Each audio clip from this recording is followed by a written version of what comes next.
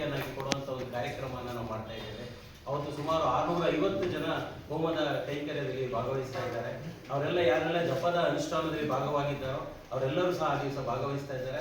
ಅಲ್ಲದೆ ಇಡೀ ನಮ್ಮ ಜಿಲ್ಲೆಯಲ್ಲಿರ್ತಕ್ಕಂಥ ಹೊರಭಾಗದಲ್ಲಿರ್ತಕ್ಕಂಥ ಎಲ್ಲರೂ ನಮ್ಮ ಬ್ರಾಹ್ಮಣೋತ್ಸವ ಮತ್ತು ಇತರರಿಗೂ ಸಹ ನಾನಾಗಲೇ ಇನ್ವಿಟೇಷನಲ್ಲಿ ಹೇಳಿರುವಂತೆ ಒಂದು ವಿಶ್ವ ಹಿತಚಿಂತಕರ ಸಮಾವೇಶ ಅಂದರೆ ಇದು ಬ್ರಾಹ್ಮಣರಿಗೂ ಹೆಸರು ಮಾತ್ರ ಅಲ್ಲ, ಎಲ್ಲರೂ ಇಡೀ ಪ್ರಪಂಚದಾದ್ಯಂತ ಯಾರೆಲ್ಲ ಹಿತವನ್ನು ಬಯಸ್ತಾರೆ ಅಂಥವರೆಲ್ಲರ ಸಮಾವೇಶ ಅಂತ ಹೇಳಿ ನಾವು ಮಾಡ್ತಾ ಇರುವಂಥದ್ದು. ಆದ್ದರಿಂದ ಪ್ರತಿಯೊಬ್ಬರಿಗೂ ಈ ಒಂದು ಸಮಾವೇಶಕ್ಕೆ ಸ್ವಾಗತವನ್ನು ಕೋರೋದು ನಮ್ಮೆಲ್ಲರ ಕರ್ತವ್ಯ. ಇಡೀ ವಿಶ್ವದಲ್ಲಿ ಇರ್ತಕ್ಕಂಥ ಎಲ್ಲರೂ ಸಹ ಅಂದರೆ ಜಾತ್ಯಾತೀತವನ್ನು ಬಿಟ್ಟು ಎಲ್ಲರೂ ಸಹ ಭಾಗವಹಿಸುವಂತೆ ಒಂದು ಅವಕಾಶವನ್ನು ಕಲ್ಪಿಸಿಕೊಂಡು ಒಂದು ಕಾರ್ಯಕ್ರಮವನ್ನು ಮಾಡ್ತಾ ಇದ್ದೇವೆ. ತಾವೆಲ್ಲ ಹೆಚ್ಚಿನ ರೀತಿಯಲ್ಲಿ ಭಾಗವಹಿಸುವಂತೆ ನಾವು ಈ ಒಂದು ಎಲ್ಲ ಜನಾಂಗಕ್ಕೂ ಹೇಳುವುದು. ಜೊತೆಗೆ ಈ ಒಂದು ಕಾರ್ಯಕ್ರಮದಲ್ಲಿ ಅವನಿ ಶೃಂಗೇರಿ ಮಠದ ಗುರುಗಳಾದ ಅದ್ವೈತಾನಂದ ಮಹಾಸ್ವಾಮಿಗಳು ಕಾರ್ಯಕ್ರಮದಲ್ಲಿ ಬರ್ತಾ ಇದ್ದಾರೆ. ಅವ್ರು 26ನೇ ತಾರೀಕು ಸಾಯಂಕಾಲ ಭುವನಹಳ್ಳಿ ಕ್ರಾಸ್ಗೆ 5:30 ಗಂಟೆಗೆ ಭಾಗವಹಿಸ್ತಾರೆ. ಅವ್ರನ್ನ ಪೂರ್ಣ ಕುಂಭ ಸ್ವಾಗತವನ್ನು ಮಾಡಿ ಅವರನ್ನು ಅಲ್ಲಿಂದ ಬೈಕ್ ರ್ಯಾಲಿಯನ್ನು ಮಾಡಿ ಅಲ್ಲಿಂದ ರೈಲ್ವೆ ಸ್ಟೇಷನ್ ತನಕ ಕರ್ಕೊಂಡ್ಬಂದು ಅಲ್ಲಿಂದ ನಂತರದಲ್ಲಿ ಒಂದು ಶೋಭಾಯಾತ್ರೆ ಕಾರ್ಯಕ್ರಮವನ್ನು ಮಾಡ್ತಾ ಇದ್ದೇವೆ. ಅದರಲ್ಲಿ ಎಲ್ಲ ನೃತ್ಯಗಳು ಮತ್ತು ಎಲ್ಲ ಕಲಾ ತಂಡಗಳು ಸೇರಿಕೊಂಡು ಎಲ್ಲರೂ ಸುಮಾರು 1,000-1,500ಕ್ಕಿಂತ ಹೆಚ್ಚು ಜನ ಆ ಒಂದು ಶೋಭಾಯಾತ್ರೆಯಲ್ಲಿ ಭಾಗವಹಿಸಿ ಶೃಂಗೇರಿ ಶಂಕರ ಮಠದಲ್ಲಿ ಅವರ ವಾಸ್ತವ್ಯ ಇರುತ್ತೆ.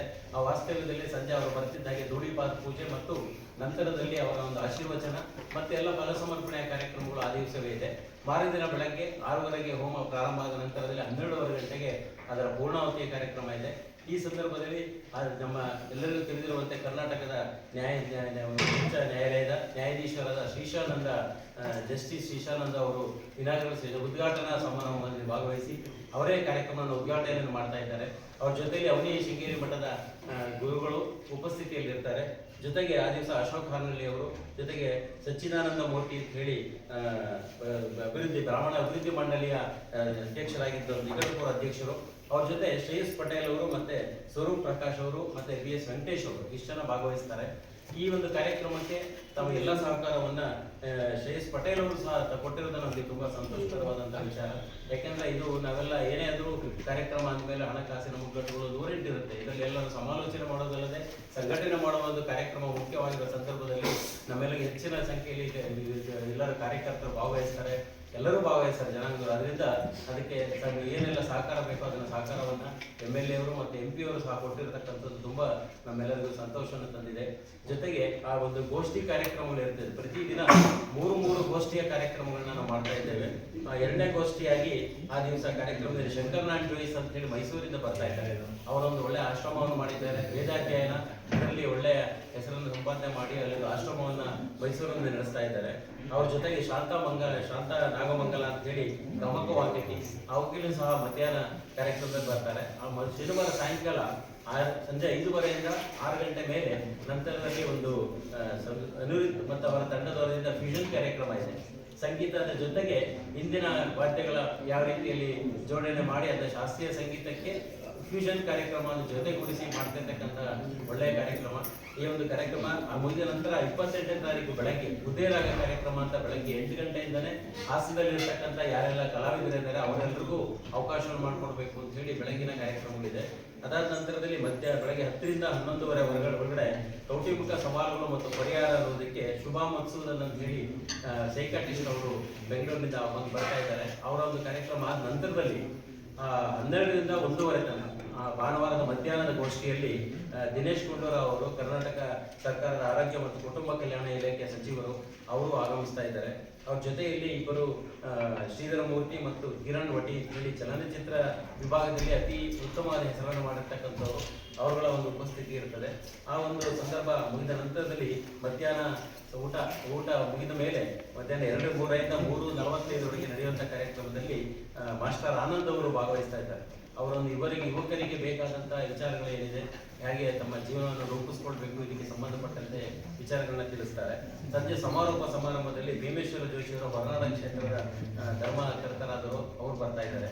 ಅವ್ರ ಜೊತೆಗೆ ಅತಿಥಿ ಅಭ್ಯಾಗತರಲ್ಲಿ ಅಸಗೋಡು ಜಯಸಿಂಹ ನಮ್ಮ ಬ್ರಾಹ್ಮಣ ಸಮಾಜದ ಅಭಿವೃದ್ಧಿ ಮಂಡಳಿಯ ಅಧ್ಯಕ್ಷರು, ಮತ್ತೆ S ರಘುನಾಥ್ ಅವರು IKBMSನ ಅಧ್ಯಕ್ಷರು, ಅವ್ರ ಜೊತೆಗೆ ಮಲೆನಾಡು ತಾಂತ್ರಿಕ ಶಿಕ್ಷಣ ಸಂಸ್ಥೆಯ ಅಧ್ಯಕ್ಷರಾದಂಥ RT ದೇವೇಗೌಡರು ಮತ್ತು ಅವ್ರ ಜೊತೆಯಲ್ಲಿ ಇವರು ಜಗದೀಶ್ ಅವರು ಭಾಗವಹಿಸ್ತಾ ಇದ್ದಾರೆ.